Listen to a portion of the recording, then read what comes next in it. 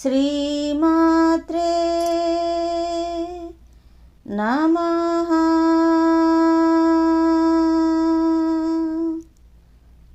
మిత్రులందరికీ శుభోదయం. దశమహావిద్యా దేవతలలో 5వ విద్యాదేవతగా భైరవిని ఆరాధించడం జరుగుతుంది. కాళీ, తార, షోడశి, భువనేశ్వరి ఈ భైరవినే త్రిపుర భైరవిగా కూడా ఆరాధిస్తూ ఉంటారు. ఈ 5 దేవతలను కూడా దశమహావిద్యలలో పంచకంగా కింద పంచకము అని, పూర్వ పంచకము అని భావన చేయడం జరుగుతూ ఉంటుంది.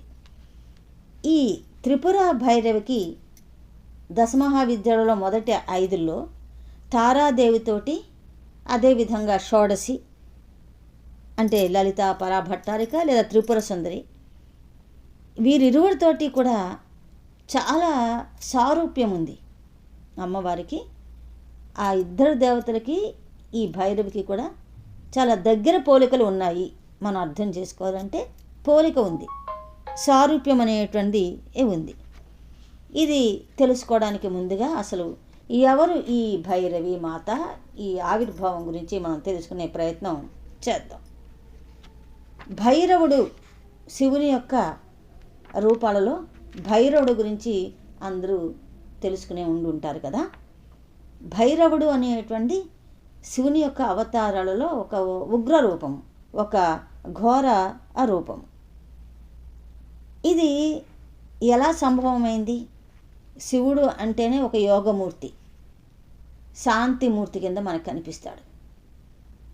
అటువంటిది ఆయనలో ఉగ్ర స్వభావం అనేటువంటిది ఎప్పుడు వ్యక్తమైంది అంటే పురాణాల్లో ఒక కథ చెప్పబడింది.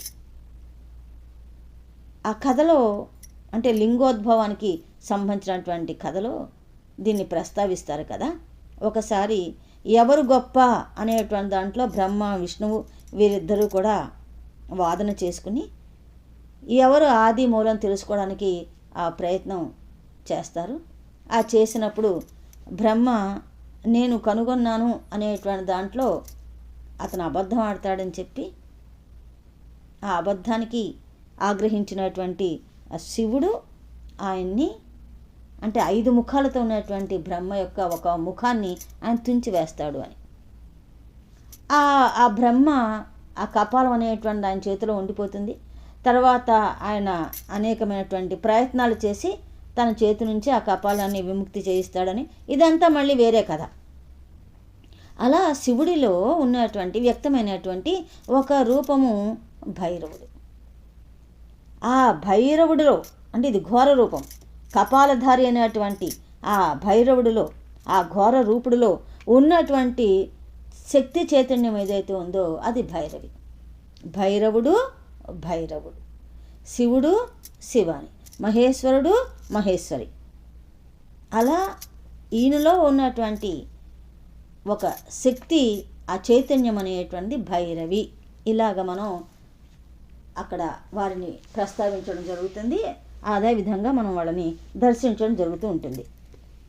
అంటే ఇక్కడ పురుష రూపంలో భైరవుడు, స్త్రీ రూపంలో భైరవి. ఇది సులభంగా మనం అర్థం చేసుకునేటువంటి విషయం.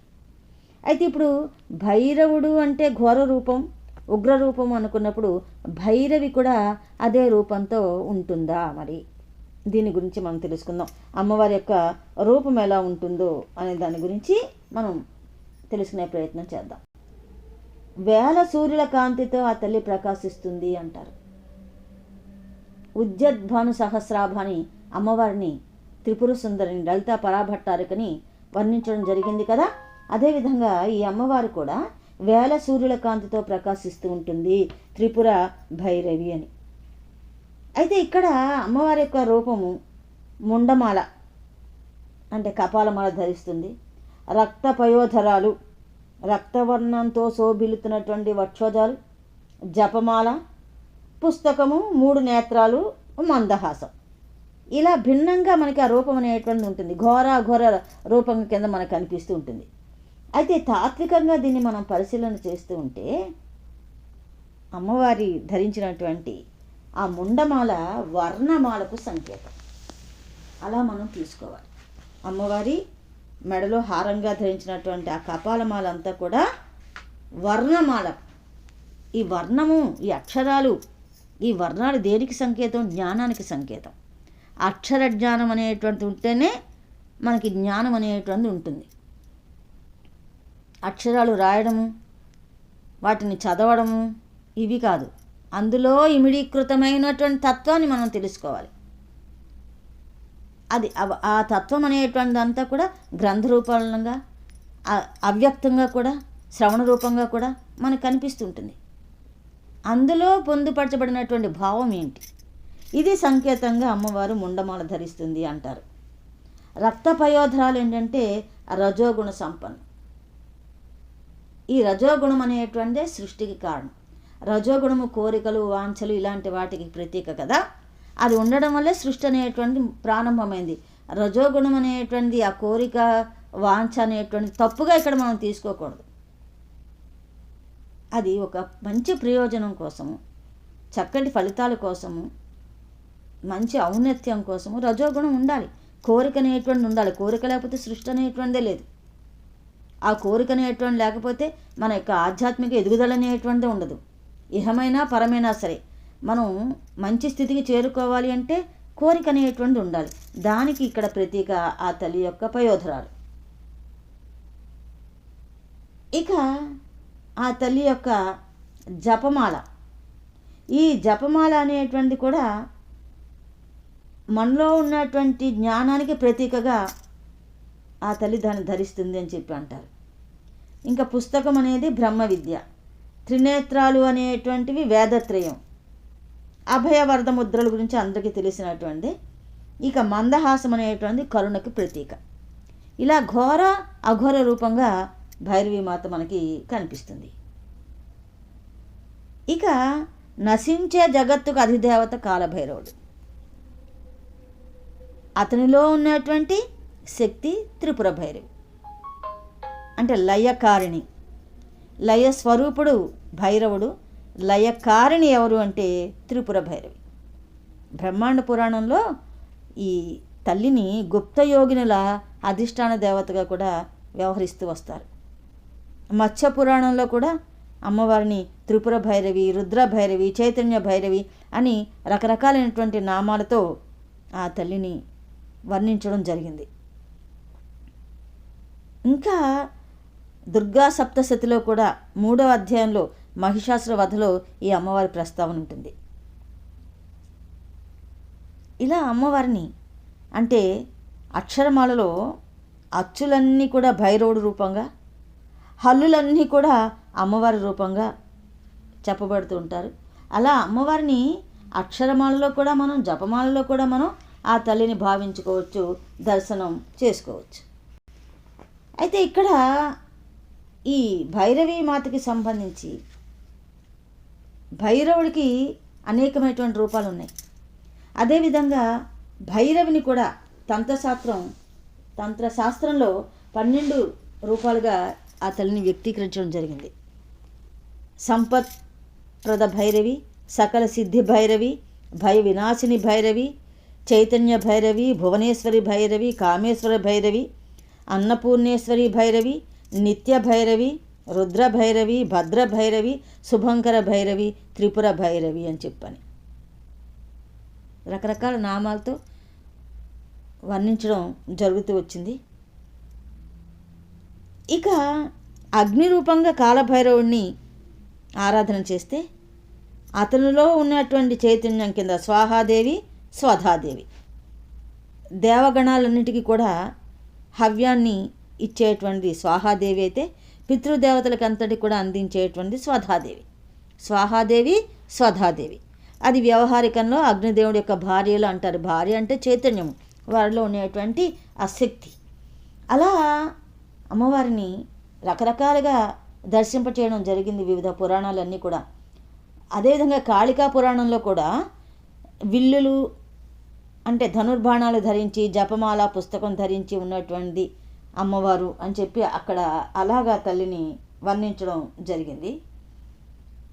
ఇక అమ్మవారిని మనలో భావన చెయ్యాలి అంటే మూలాధారం నుంచి కుండలిని శక్తిగా ఎలా జాగృతమవుతుందో ఆ శక్తి, ఆ బయలు వెల్లడేటువంటి ఆ శక్తి అంతా కూడా భైరవి రూపంగా భావించడం జరుగుతుంది.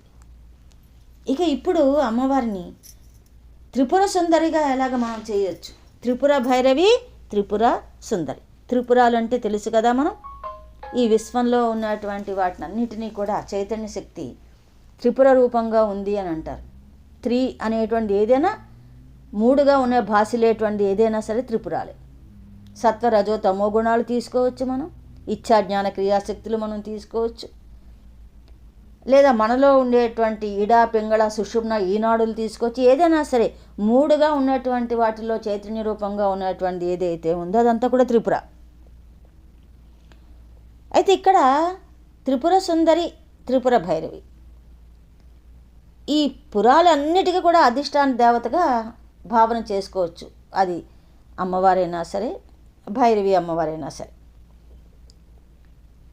ఇక్కడ మనం గమనించాల్సింది ఏంటంటే, త్రిపుర సుందరి అనగానే చాలా సౌందర్యమైనటువంటి, సుందరమైనటువంటి, లావణ్యమైనటువంటి రూపం భావనలోకి వస్తుంది. కానీ భైరవి అనగానే మనం ఇంతకుముందు చెప్పుకున్నట్టుగా కొంత ఉగ్ర రూపం అనేటువంటిది, ముండమాల ధరించడం అనేటువంటి, ఈ రకంగా మనకి అమ్మవారు కొంత ఉగ్ర రూపంగా, ఘోర రూపంగా కనిపిస్తూ ఉంటుంది. అయితే ఈ సుందరికి, త్రిపురకి ఉన్నటువంటి ముఖ్యమైనటువంటిది భేదం ఎక్కడ మనకు కనిపిస్తుంటుందంటే, సారూప్యం కింద త్రిపుర సుందరి, త్రిపుర భైరవి, మూడు పురాలకు ఈ దేవత అధిష్టాన దేవత. వీరి యొక్క సారూప్యం ఇంకో రకంగా ఎలా భావనలోకి వస్తుంది అని అంటే, సాధారణంగా త్రిపుర సుందరిని వర్షంతి అంటారు. అంటే అమృతాన్ని వర్షింపచేసేది కదా. అమ్మవారు సహస్రారంలో కొలువై ఉండి, బిందు రూపంగా ఉండి, ప్రాణశక్తిని ప్రజ్వలింపచేసే కుండలిని యోగ సాధన ద్వారా అమ్మవారిని ధ్యానం చేసేటువంటి ఆ సాధకులకు అక్కడి నుంచి అమ్మవారు అమృతధారని, అంటే చైతన్యాన్ని, ప్రాణశక్తిని అంతటిని కూడా ఇస్తుంది. అదే అమృతం. ప్రాణశక్తిని అంతా కూడా, మనలో ఉన్నటువంటి నాడులన్నిటికి కూడా చైతన్యం వస్తుంది, అమృతధారల్ని కురిపిస్తుంది అంటాం. ఆవిడ వర్షంతి.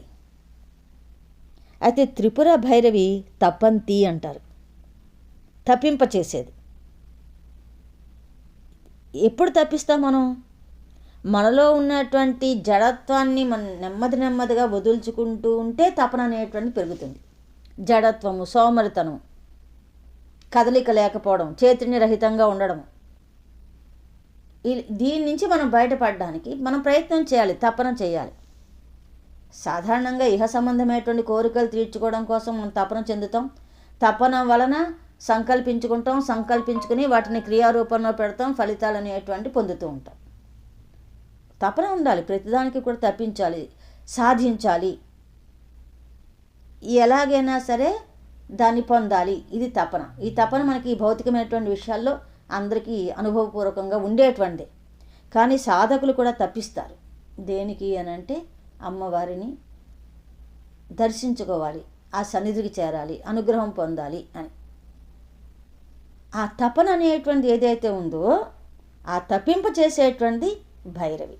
అంటే మనలో తపన రూపంగా ఉండేటువంటి, తపసో జ్వలంతి అంటారు అమ్మవారిని, జ్వలింతి, జ్వాల.